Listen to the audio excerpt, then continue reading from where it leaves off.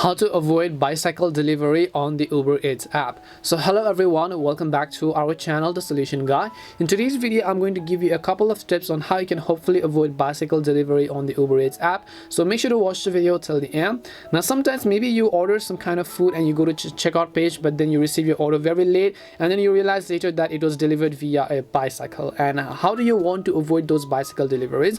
Well, first of all, you have to understand that there isn't a generic option within the Uber Eats app that will allow you to select your ride type, such as you want it to be delivered via bike or bicycle or car or whatever else, because it is actually going to be chosen by the app themselves. However, there is one thing that you can do, and in order to do that, all you have to do is first of all launch the Uber Eats application.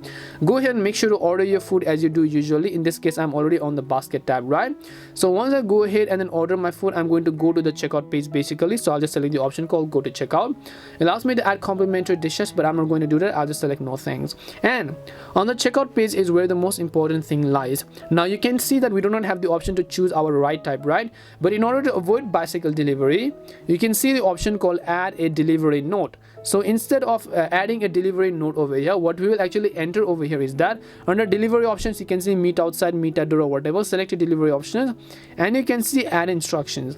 Under instructions, you just have to type in will not pay for rides delivered via bicycle. So just go ahead and select this option, will not pay for rides delivered via bicycle.